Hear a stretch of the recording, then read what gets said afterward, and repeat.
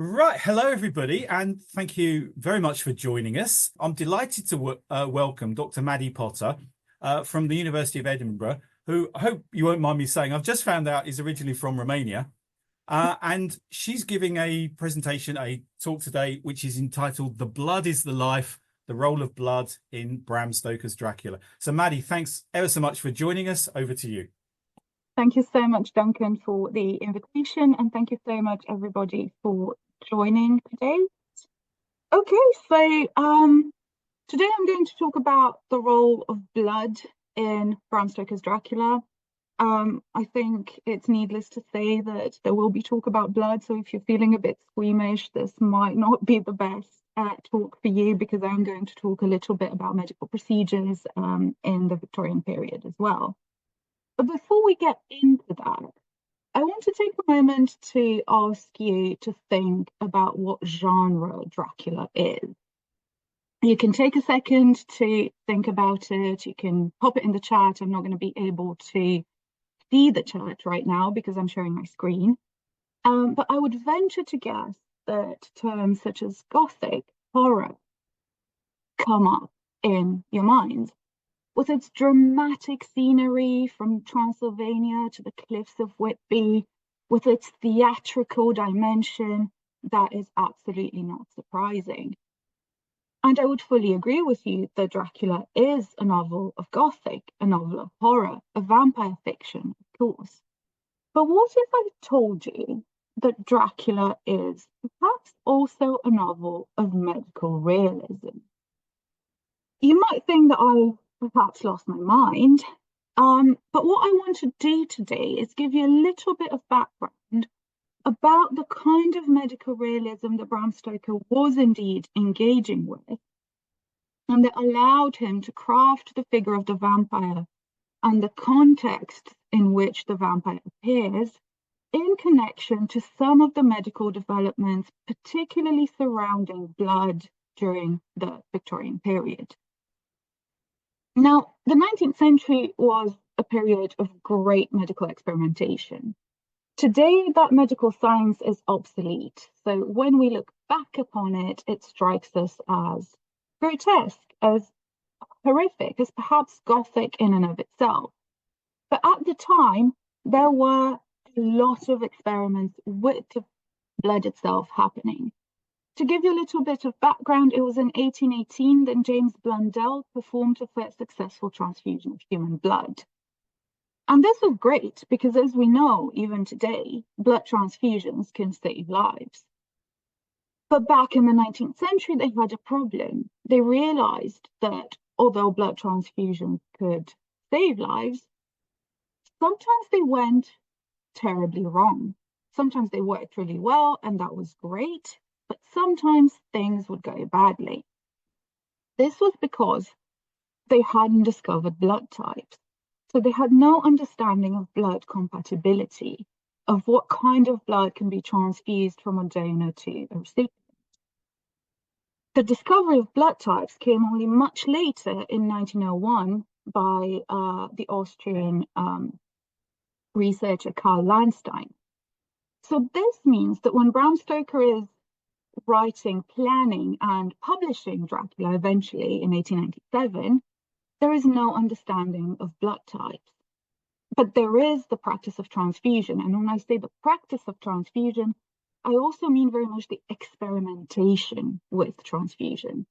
Because this question remains of why does it sometimes work and why does it not always work?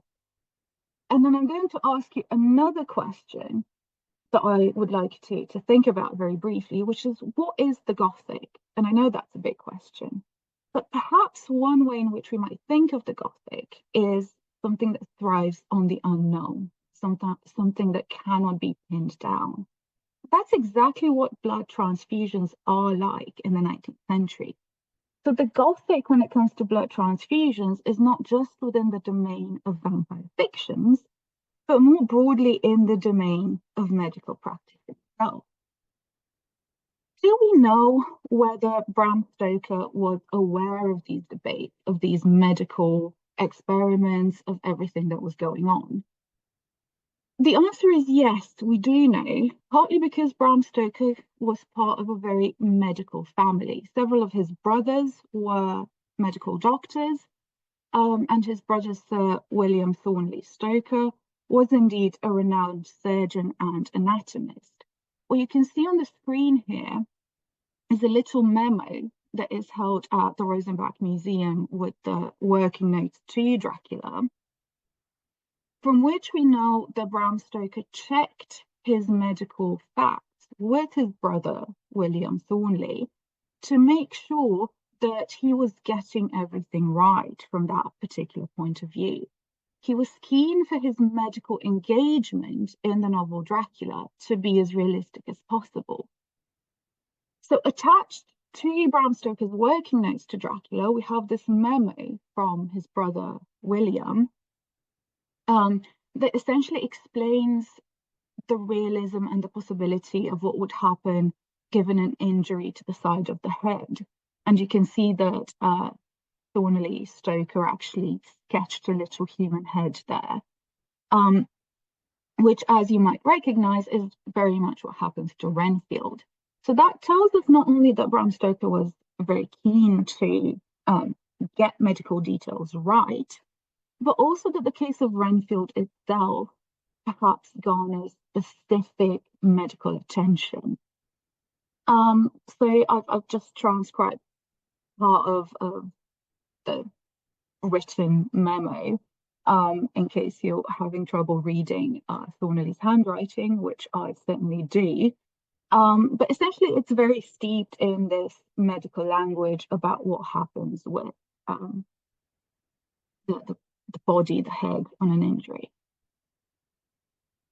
Transfusions too in Dracula then should be read within the context of Bram Stoker's engagement with medical realism, rather than just being there for shock and perhaps schlock value, right?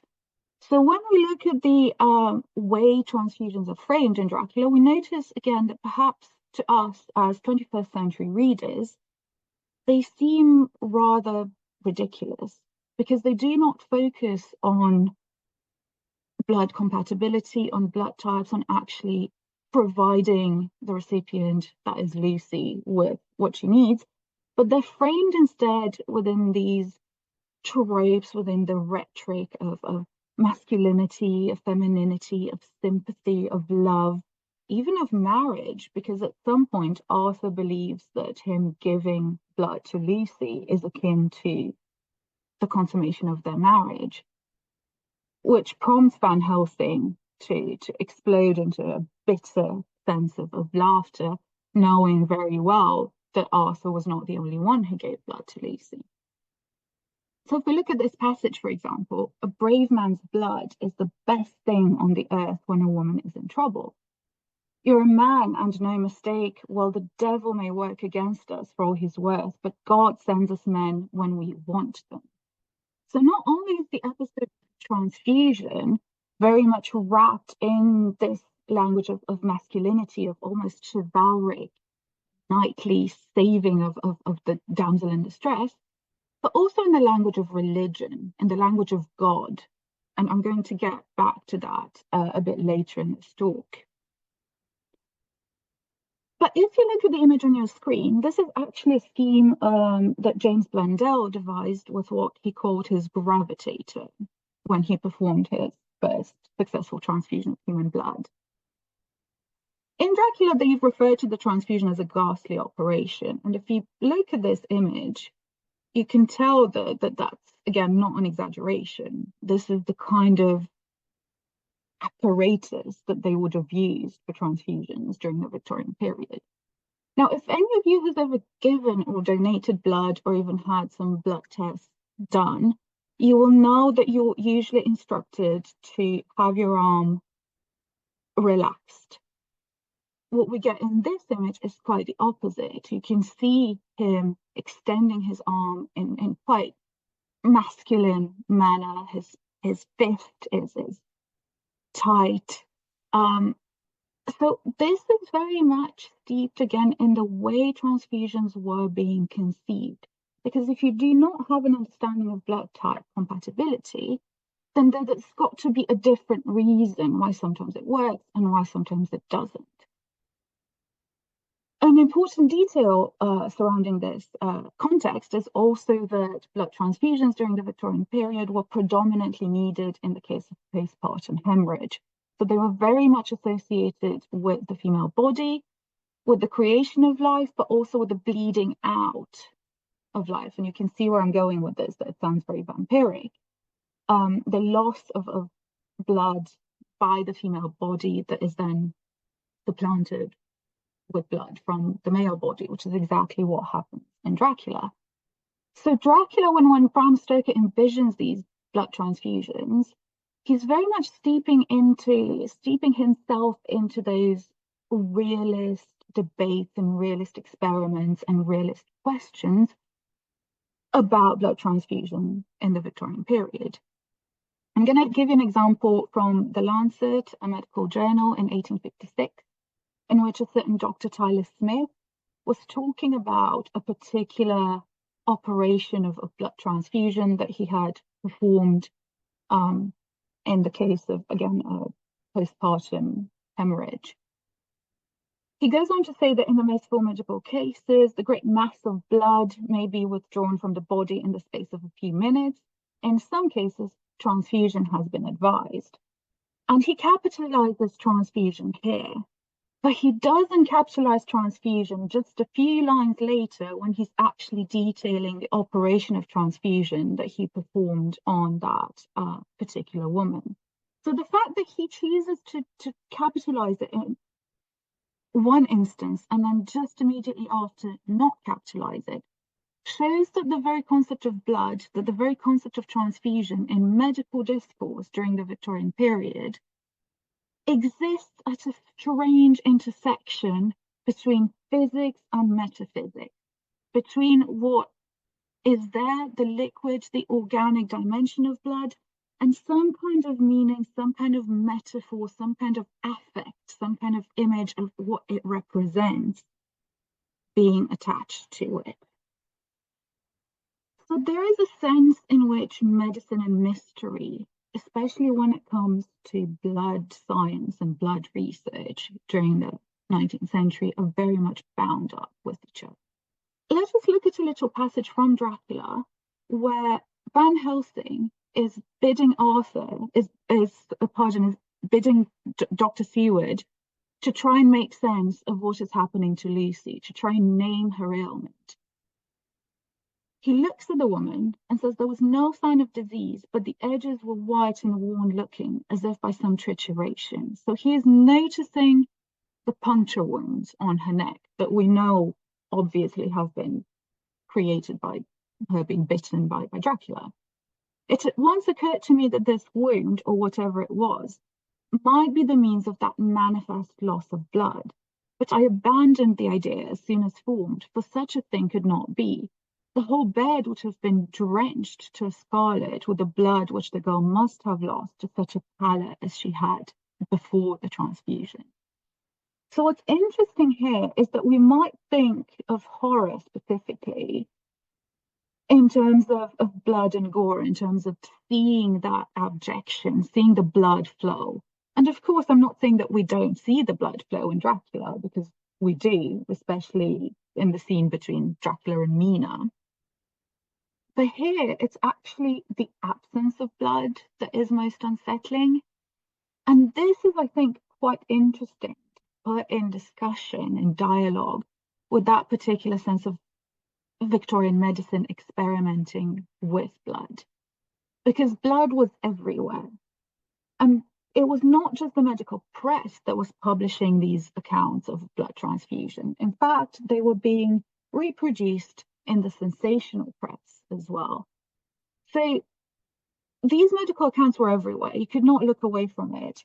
We have so many lesser-known vampire stories that essentially are related to the practice of blood transfusion, including a lesser-known one by Edith Nesbit that she published under a pen name about the production of a hybrid human cat because of cat blood being transfused into human veins.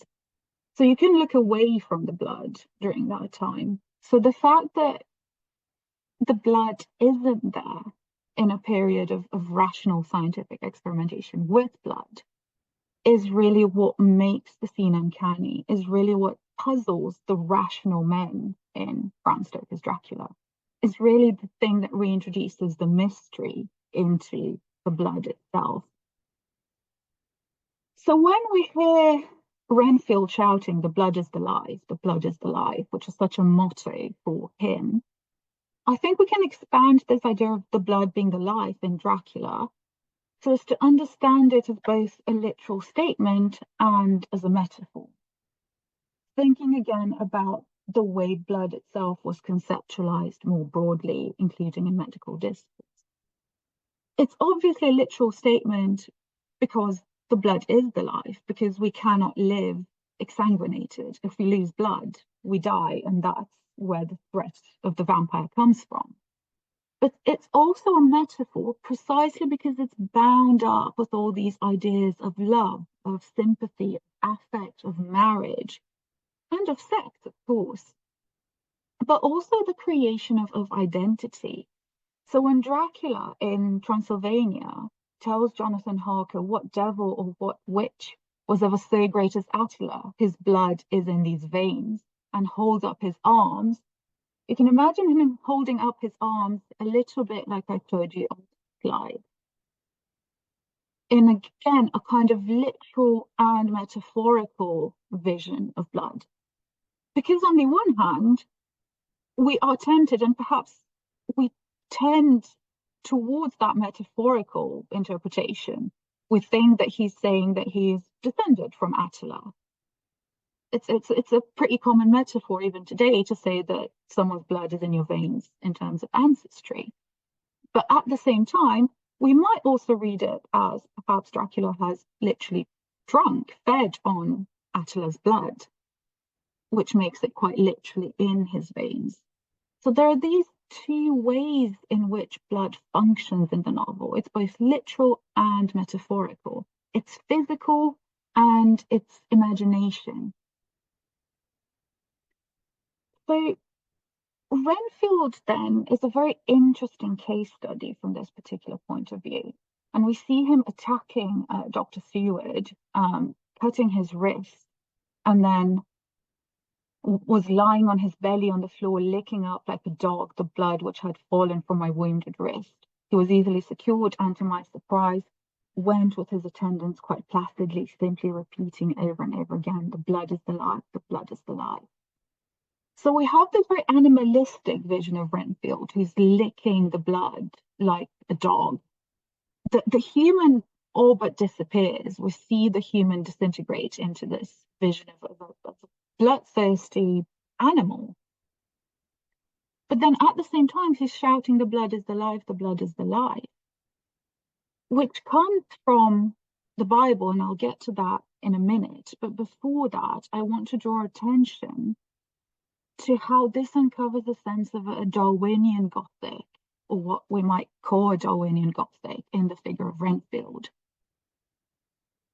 After Charles Darwin published The Origin of the Species, a lot of literary explorations started being published related to how humans then, if humans could evolve, humans could also move down that scale of evolution.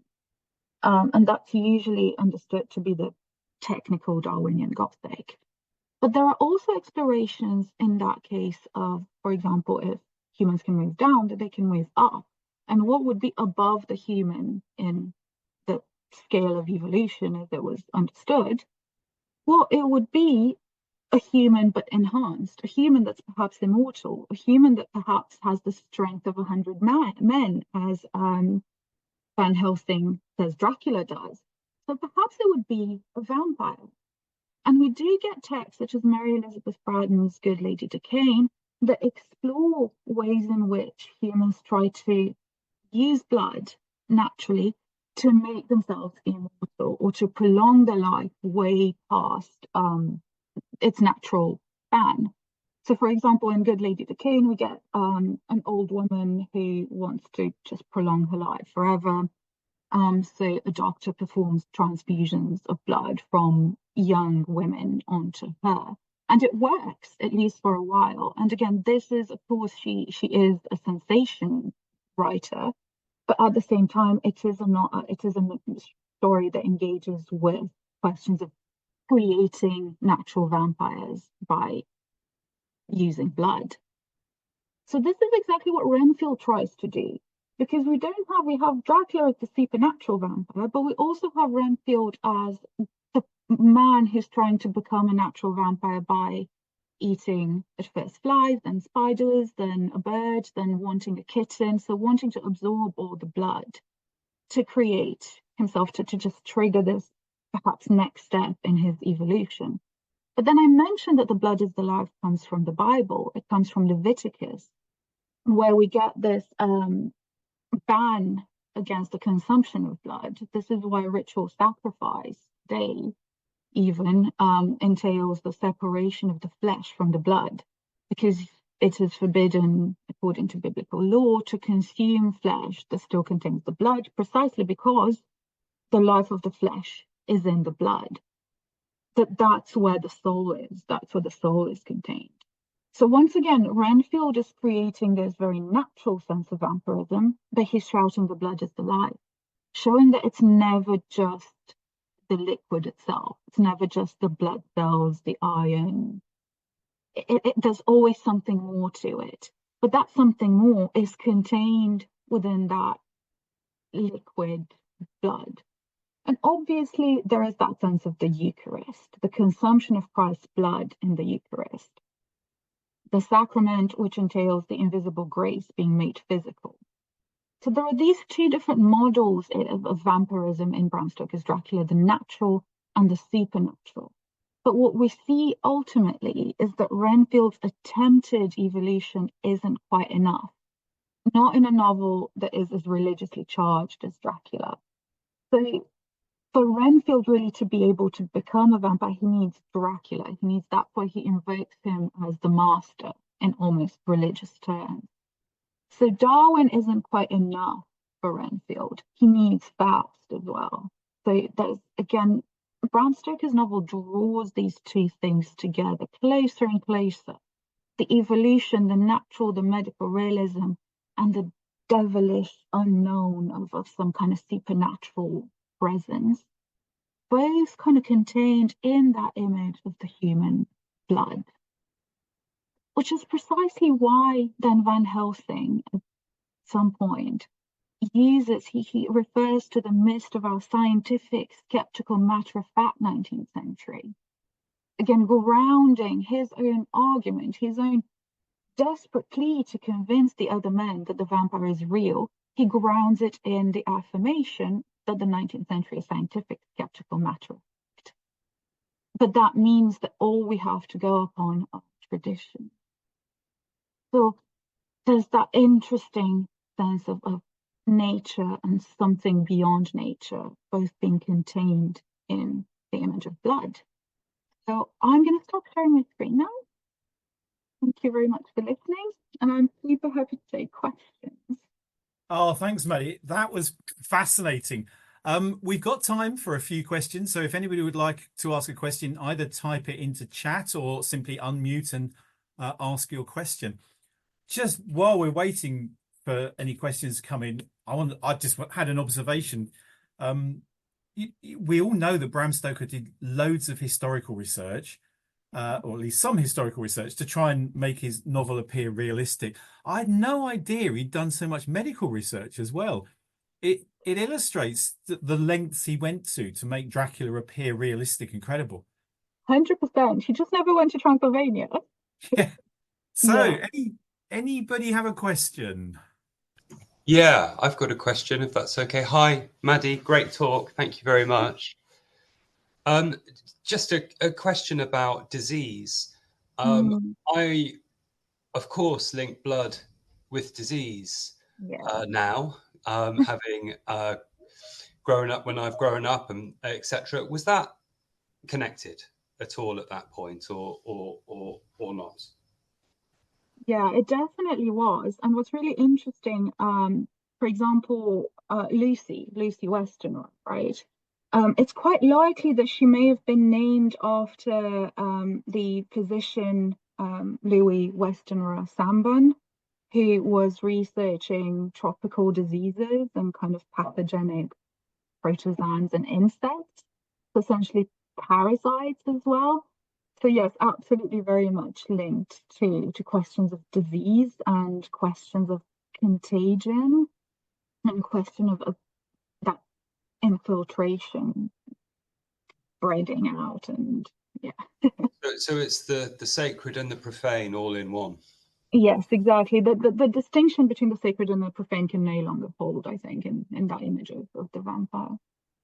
Which is why Mina shouts unclean, unclean, but she's still human, and there's that sense of hybridity, you know, we don't see the transformation as much with Lucy. We just see her as a vampire. We never see Mina as a vampire, but we see that very protracted sort of in-between state where she's both vampire and human. And if I can ask a follow-on question, if there is there any? Is that okay? No, go for it, Matt. Yeah. So, and in terms of menstruation, how much of a taboo was that at this time of writing? I mean, it remains still very much a taboo in general society. But at the same time, there were loads of medical studies about it. There were medical studies, interestingly, linking the circulation, the cyclicality of the female cycle to the circulation of goods in the market, which makes me think of marks and vampire labor. Sorry, to the circulation of what? Of goods? Goods in the market, yeah. Which links perhaps more closely to the mid-Victorian penny dreadful Varney the vampire rather than to Bram Stoker's Dracula, because that brings together those questions a little bit more, but then that was tremendously influential on vampire fictions that came afterwards.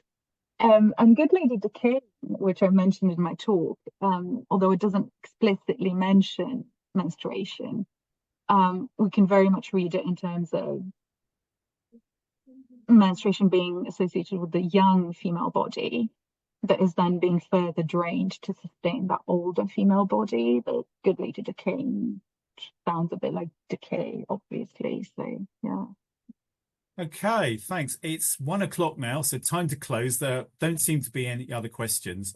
So can I end by saying a huge thanks to Maddy for what was a really fascinating talk. And can I invite you all to give her a round of applause or use the applause icon. Thank you very much. Thank you so much.